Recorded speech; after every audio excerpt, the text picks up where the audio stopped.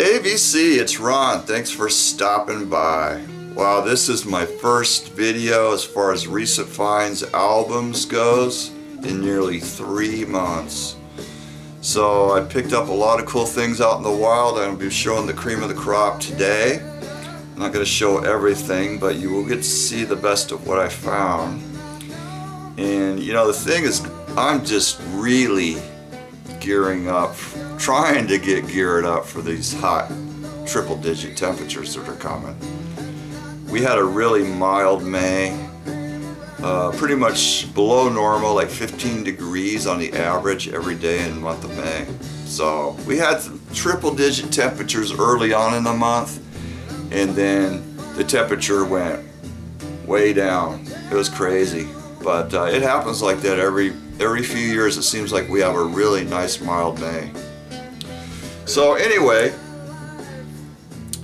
let's get going with the showing. And the first album I'm going to show, it's by a band whose name kind of goes good with my name, the Hog's Ear Report. And it's Hog Heaven. And this is their soul album, 1971. And I picked up this nice white label promo copy on Roulette. And this is actually the Shondells after Tommy James left the band, and they put out that one album, and it's pretty solid overall. It's got a couple of duds on it, but the overall style of the music is sort of country rock, and a couple of tunes are actually more heavy rock. And then it's got one really good song on here, The Glass Room, on side 1. And I think that's posted on YouTube, so you can check that out. So yeah, and overall nice quality, enjoyable album. And they're not easy to find in the wild, but you know, they're not expensive either. So if you can find one, it's definitely worth grabbing. And I found it with the original lyric sheet insert. Okay, this next one is Morning Glory, Tucson's Worth, and this is their soul album, meaning their only album. It's not a soul. The music's not soul. You know what I mean. So it's Morning Glory, and yeah, they were San Francisco area hippie rock band, and mixed vocals, male female. Nice heavy guitar work on this album. It's on the Blue Fontana label, and it's a cutout, you know, but it's pretty nice shape, so it's cool. Interesting that it was produced by Abe Boko Cash, who produced Blue Cheer. And also one of the recording engineers was John Cale from the Velvet Underground. So really good, strong album from 1968. This next one is the first album by Terry Knight and the Pack. Got a really nice stereo copy. It's on Lucky 11 Records, which is a sub-label of Cameo. So if you like garage music, you will want to get this record, very essential for the genre, and pre-Grand Funk Railroad. Okay, if somebody was to ask you, can you tell me if Paul Revere and the Raiders did any Psych albums? Well, the answer you would have to give would be this album, because this is their pop Psych album they released in 1968. And I guess the album itself is called Something Happening.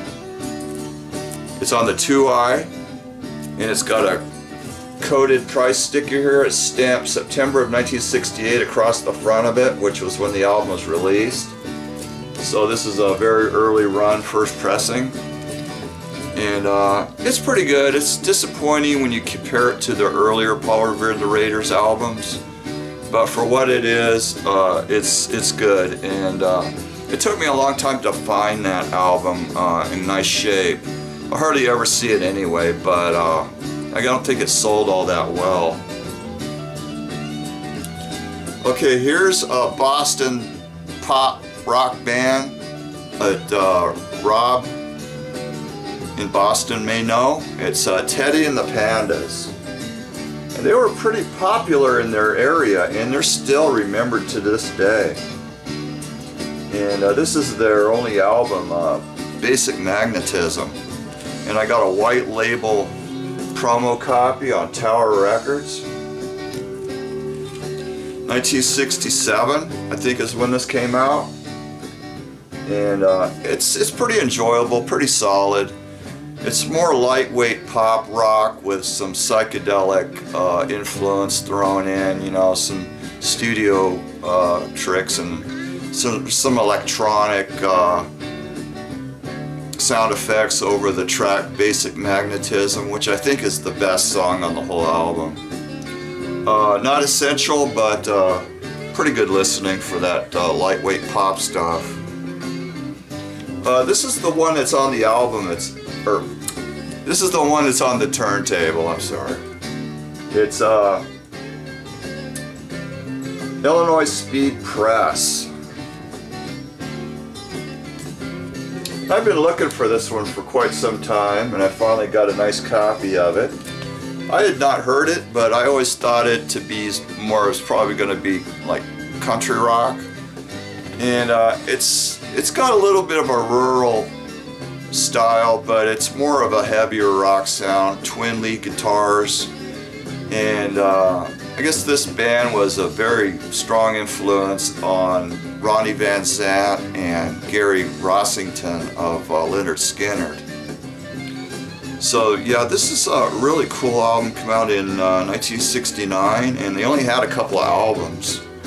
It's on the 2i Columbia label, and yeah, well worth grabbing. I upgraded my Damnation of Adam Blessing to a first pressing. I had a nice second pressing copy of this, but I came across this copy in the store, so I finagled a trade and I got it. And it's on the first label design. So in 1970 it came out with a black and red label. Those are usually cutouts. This one's not a cutout. It does have a promo embossment stamp there in the corner. So a real nice clean shape on this one, and yeah, these are not cheap. They go for a fair price, up towards 50 bucks. Okay, I got Puka on United Artists, and this came out in 1969. This is Prog Psych, and it's about a 3-star album. I had it in the 90s, and I eventually got rid of it. I really liked a couple of songs on it at the time, and those are Rain on Your Grave, which is the best song, and In a Field. Those two are the best songs. But actually there's more to this album than just that. There's actually several really good songs. I like this album a lot more than I used to, I would say. Okay. This is The Insect Trust. Hoboken's Saturday Night, and it's a promo copy on Echo. White label promo, real clean, sounded great. This one is considered by many to be their better album of the two albums that they put out. But I can see why they would say that. It's more mature, it's more professional. There's some different styles. It actually even rocks. There's some rockers on this album, or at least one. But yeah, I kind of like the first album more. It's more hippie sounding, but still a very good album. This is Pearls Before Swine, The Use of Ashes, and this is from 1970. And this is highly regarded Pearls Before Swine LP. And it's on the It's on the light brown Reprise label. Yeah, there's some different styles on this, and a very strong, enjoyable album. And this one kind of has a very similar cover to that one, and it's Haystacks Balboa. And this is a real weird, quirky, heavy hard rock from New York, and kind of pretty obscure. And got a pretty decent copy of this. It's on the Polydor label. There's some weird songs on it, some dark lyrics, you know, about Satan and things, but it's really not an occult album. Larry West, the brother of Leslie West, had some involvement with this album as far as songwriting and arrangements. So he even got a name credit right there on that song. But pretty good. It was produced by Shadow Morton, who was mainly known in the 60s as a producer. He produced the Shangri-Las, the Leader of the Pack, that sort of thing. So he produced this album. So yeah, pretty cool. And yeah, it's like you compare the two covers and they're very similar in style.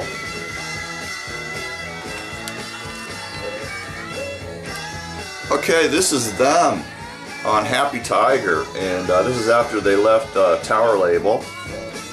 And this is just really good. Sort of heavy garage rock. And it's got Jerry Cole, guest vocalist, the sessions man Jerry Cole. He does the vocals on this album. He did a very good job. I was impressed. His voice is kind of like Bon Scott, AC/DC. But yeah, it's got some covers on it and stuff, but man, it's just really good. Check that one out. Okay, this one I'm pretty happy to get. It's the first solo release by Mick Farren after he got fired from the Deviants. And it's called Mona. It's Mick Farren, the Carnivorous Circus. This is an original first pressing UK copy,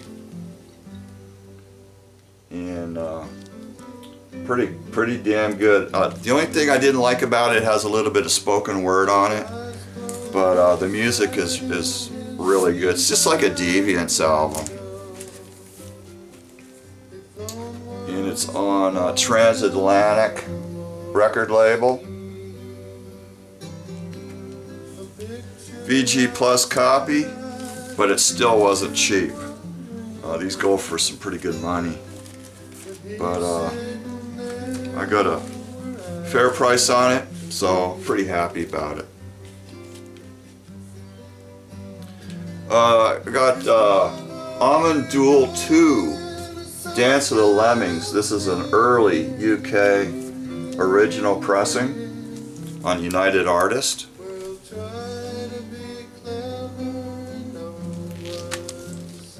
And it is on the Tan UA label. So this is actually two albums. It's a double album, but it's actually like sort of like two albums put together in one package. Because the second album is actually like a soundtrack to a film that they did. So it's pretty good for sure. I think I guess I read something about it being more highly rated back when it first came out than compared to now. But I think I'm a little more partial to the ones before this one because they're more heavy. Okay, this one is Savage Rose, and the name of the album is Your Daily Gift. This is like their fifth album. This is a US copy on Gregor.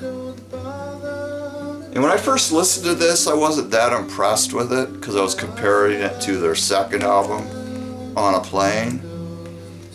But after I listened to it a few times, it's a grower for sure. It's It's more laid back. It's got some progressive arrangements on it, and I find it quite good. You got to be in the mood for it, but I think it's a pretty good album. And it's on that horrid Unipack cover, and interesting label. I don't think I've ever seen anything else on this label. It was probably short-lived.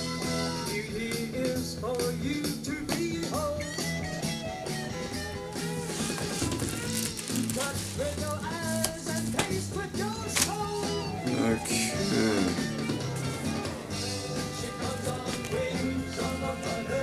This one is really excellent and very, very interesting. Exuma. And this is their first album, 1970, on the Mercury label. And this guy was from the Bahama Islands, black guy. And this album is very spiritual. It has to do with voodoo and the zombies. It goes really good with the Dr. John album, Grigri, except that's Louisiana voodoo. This is Bahama Islands voodoo. And it talks about zombies and just really, really cool. I guess their second album's really good too, but I've not heard that one yet. Comes with this lyric sheet. Let me read a little excerpt from one of the songs, and you get an idea. Because think of the guy singing being, you know, that heavy sort of island accent, kind of like a Jamaican accent. The sun is shining in the night, zombies walking in the broad daylight. Zombie, he done lost his soul. Zombie, he don't ever grow old. And you know, it deals with the devil and God, and it's really cool. Just musically and lyrically, very strong album. Okay, I got a few more to show, and then that's going to be it. I'm going to show some mono pressings that I picked up. I got the first Tim Hardin on Verve Forecast. And this is just so good. This guy was so talented. It's just a damn shame he was a junkie. And eventually it killed him in 1980. But he was so talented. So this has, you know, he wrote all his own songs, and they were just excellent. He wrote If I Were a Carpenter. I mean, that's his best song for sure. But it's got one song on this album, or no, two songs on this album that would be covered by Gandalf on their album. And the second album has one song that would end up on the Gandalf album. So Gandalf covered 3 Tim Hardin songs. It's like different sessions thrown together, and a lot of it was recorded much earlier than the release date of the album. But you wouldn't even suspect that. It doesn't say that on the album cover. That I read it online, but it just fits together so well. It doesn't. You really can't even tell that it's a bunch of different sessions from different times. Picked up this mono Rolling Stones Now, second US album, I believe, and it's on the Unboxed London label. Now the record is really rough. I just got this for a few dollars, but look at that cover. I mean, it's pretty nice. So I didn't have this album. This is the one that I'm missing as far as the 60 Stones. So I just need to upgrade the vinyl. It has a price sticker right here from the 80s, and it's Rushmore Records. More is spelled without E. So I'm gonna have to look that up. If anybody knows anything about Rushmore Records, where they were located, you can clue me in on that. Oh, this next one is the Yardbirds Little Games, and this is a true mono. Now, a couple years ago I picked one of these up and I thought it was mono, but then I found out that it was stereo with a mono cover and mono labels. But this is a true mono copy, and you can tell that under side 1 it'll have the number, it'll have the prefix letters, XEM, M meaning mono. The fake stereo version of this will have, or the fake mono version of this will have S instead of the M. Pretty clean. I got a good deal on it. It played excellent. Different mixes from stereo. It's not a fold down. And this one's not a fold down either. And I was really glad to get this because this is the way to have fresh cream in mono. And I got a US copy of it. The cover is really bad condition. It's all split and stuff, but the vinyl is nice and clean. And it played great. And the mix on this is just so much better than stereo, and everybody agrees with that. The drums are mixed a lot louder, more in the front, and it's the separation's not real drastic like, you know, bad stereo is. You know, it's mono, so it's just nice, you know, right there where it should be. So it sounded so good. I'd never heard this album in mono before, so it was great to listen to. Alright, that's going to do it for the showing, and the next video I think will be 45s. So you 45s guys, I know you're going to be wanting to check those out. I got some nice 60s stuff to show. And then probably another albums video after that one. So that's it. Everybody have a good week, and catch you guys later. Bye.